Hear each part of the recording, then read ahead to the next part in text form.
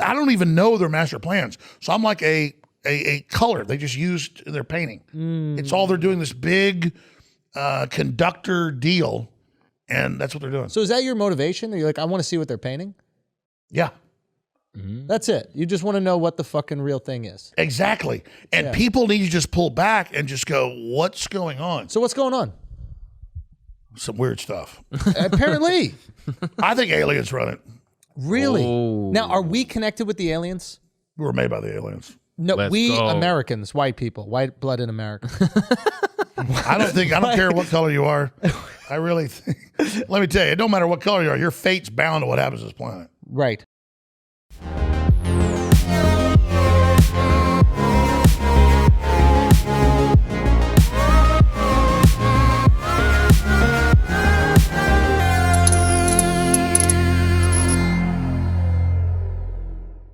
The reason I brought this up is if we are someone's project, like if there was some hypothetical extraterrestrial species that looked at us those thousands of years ago and said, close but not quite there, let's tweak them a little bit, boom, here we go.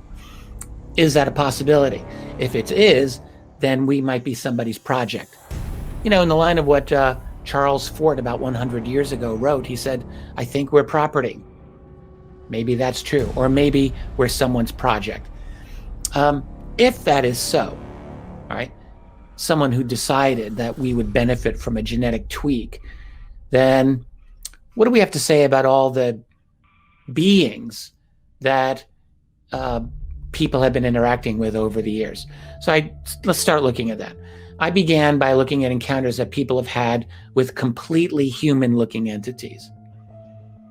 Or I should say entities that look human or looked human, but somehow or another didn't seem entirely human.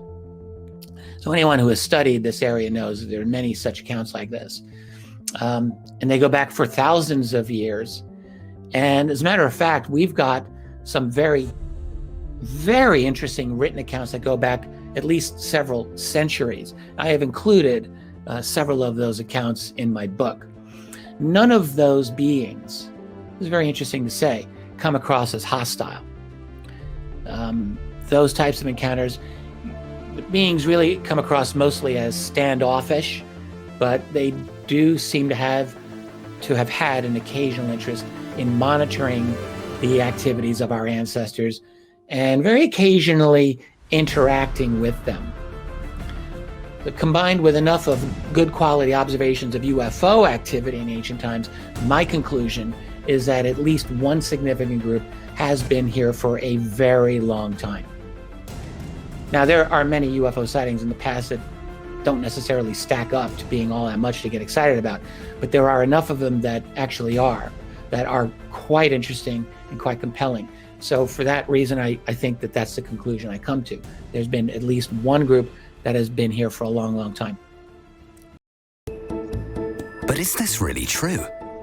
New findings from Dresden suggest a quite different conclusion, that the evolution of the human brain has been far less of a slow and gradual development, and more the result of a banal coincidence, which can be traced back to the sudden change of a single gene. Wenn es wirklich so sein sollte, dass diese If it turns out to be true that this point mutation is so causally significant, then you have to ask whether humans really were always destined to exist in their current form.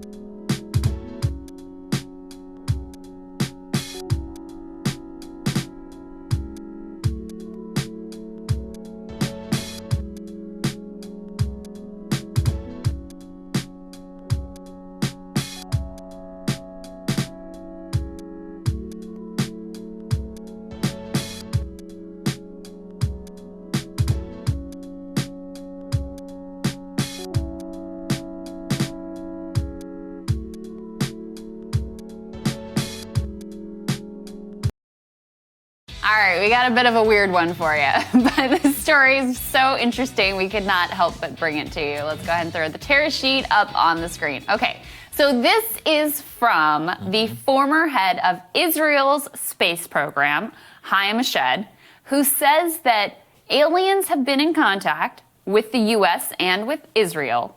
And they are hiding their presence because mankind is not yet ready. What does he refer to? The Galactic Federation that he says has been in touch with Israel and the U.S. He also says that Donald Trump was going to reveal their existence, but then basically got talked out of it, I suppose. Here was his quote. He says, Trump was on the verge of revealing that aliens existed, but the aliens in the Galactic Federation are saying, wait, let people calm down first. They don't want to start mass hysteria. They want to first make us sane and understanding. Yeah, and look, he's 87 years old. According to him, he says he has nothing to lose. He's a decorated former Israeli general, former space security chief. He's been awarded a medal 3 separate times, 2 secretly, for actions that kept Israel safe. Clearly somebody who was regarded well by that government. Now, what he's saying is kind of crazy.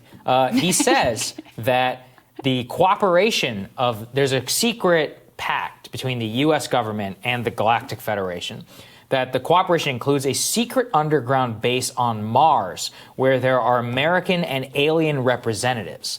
This is where he starts to lose me. That's the place. That's where he's lost me. Look, that's where he's lost me. Look, that's where he's lost me. Look, and just go, what's going on? So what's going on? Some weird stuff. Apparently. I think aliens run it. Really? Now, are we connected with the aliens?